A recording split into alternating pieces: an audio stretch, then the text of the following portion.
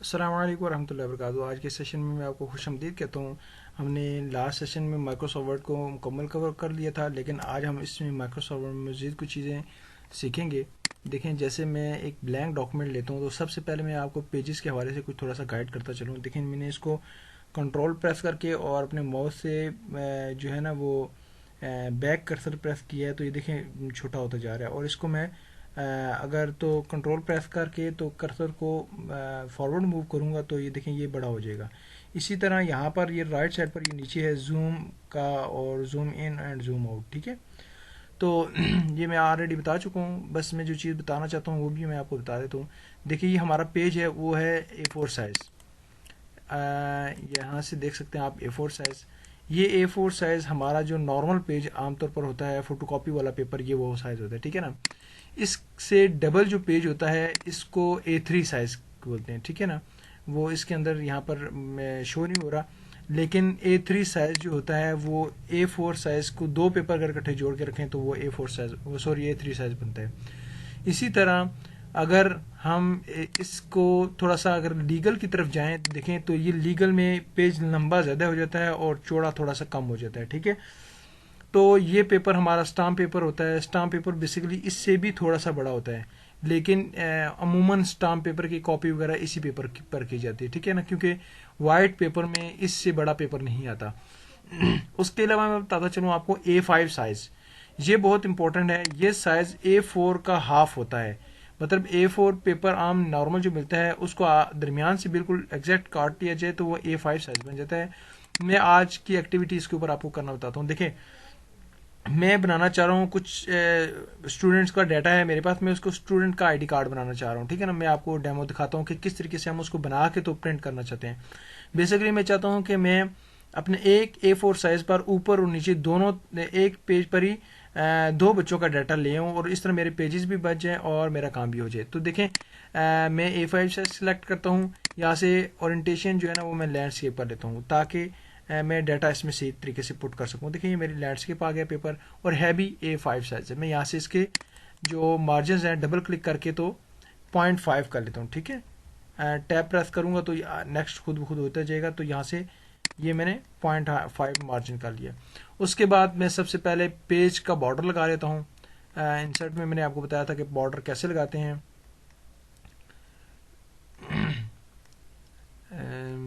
Sorry, یہ ہے design میں ہے ہمارے پاس، اور پھر یہاں پر میں اس کا جو بارڈر ہے وہ یہ والا لگا دیتا ہوں 4، ٹھیک ہے۔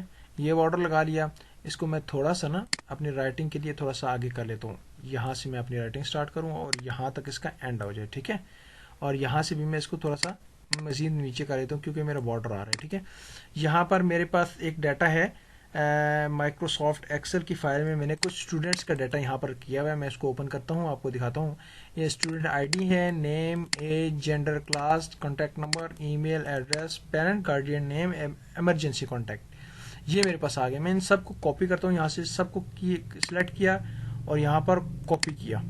میں چاہتا ہوں کہ یہ ورڈ میں اگر میں اس کو یہاں پر پیسٹ کروں گا نا تو یہ دیکھیں یہاں پر یہ میرے پاس پیسٹ ایز اٹ از آ رہے ہیں، ٹھیک ہے نا۔ میں چاہتا ہوں کہ یہ دوسری طرح ہو، جو میرے پاس یہ لینڈسکیپ پورٹریٹ سائز میں ہے، تو میں کیا کروں گا کہ اس میں تو آپشن نہیں ہے لیکن میرے پاس ایکسل میں ہے۔ میں ایکسل کا استعمال کرتا ہوں، یہاں پر شیٹ 1 ہے، شیٹ 2 کو اوپن کرتا ہوں اور یہاں پر مطلب کہ رائٹ کلک کر کے تو یہ فنکشن جو ہے نا ٹرانسپوز کے کلک کر دیتا ہوں۔ دیکھیں میرے پاس وہ سارے کانٹیکٹ اسی طرح اسی آرڈر میں آ گئے۔ میں یہاں سے ان کو سب کو کاپی کرتا ہوں اور یہاں پر آ کے ان کو یہاں پر پیسٹ کر دیتا ہوں۔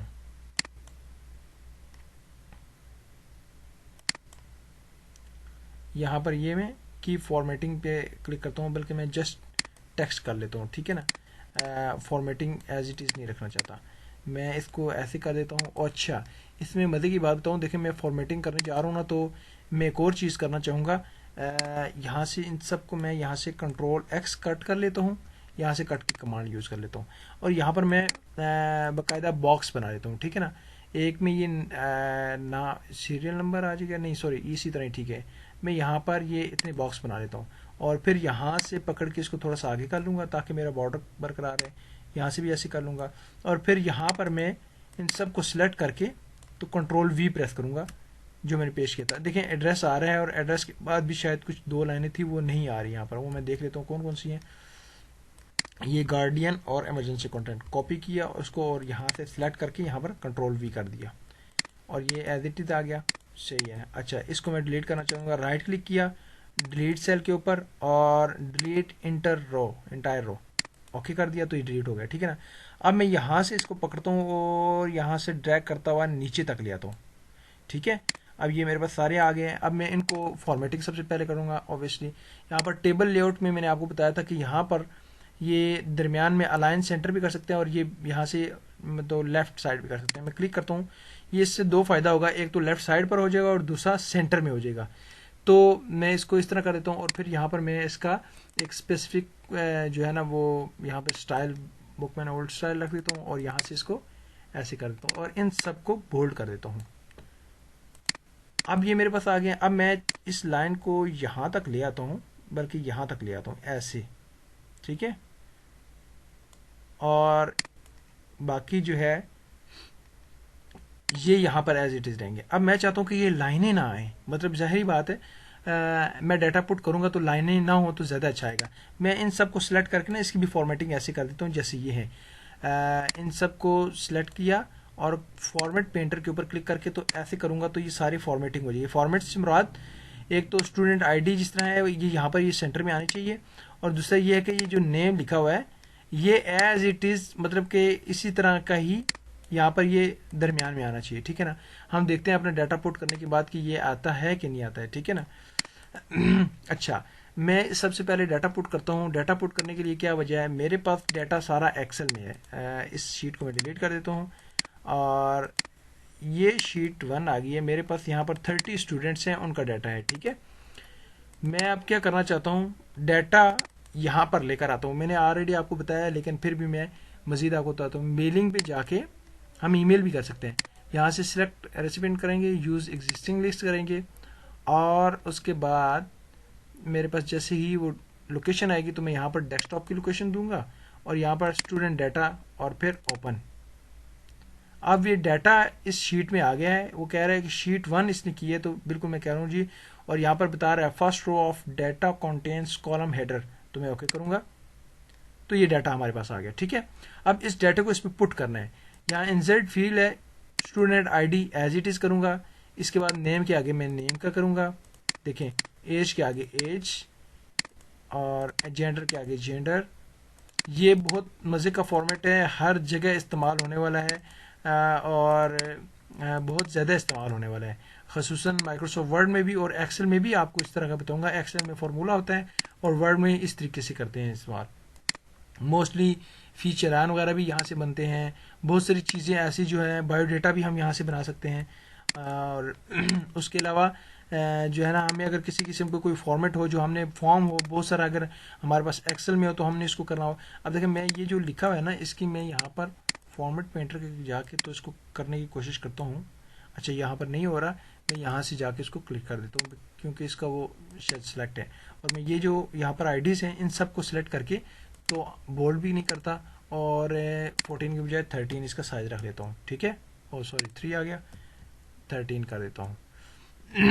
اب دیکھیں ہم میلنگ پہ جائیں گے اور یہاں پر شو پریویو ریزلٹ کریں گے تو دیکھیں یہ اسٹوڈنٹ آئی D 1 Ali Khan age 15 gender male class 10 contact number email address اور یہ سارا کچھ ہمارے پاس آ گیا. میں آپ ویریفائی کرنے کے لیے یہ آلٹ اور ٹیب کے آلٹ کو پریس کر کے رکھوں گا اور ٹیب کو پریس کروں گا تو یہ دیکھیں موو ہوتا ہے.